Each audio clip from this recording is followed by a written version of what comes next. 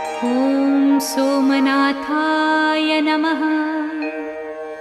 ॐ मल्लिकार्जुनाय नमः।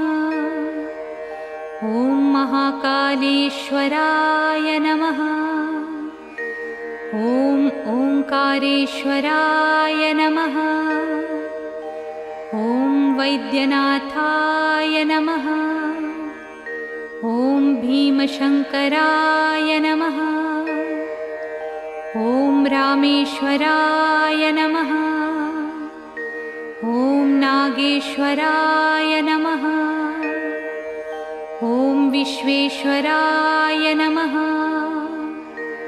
ॐ त्र्यम्बकेश्वराय नमः। ॐ केदारेश्वराय नमः। ॐ भुस्मेश्वराय नमः।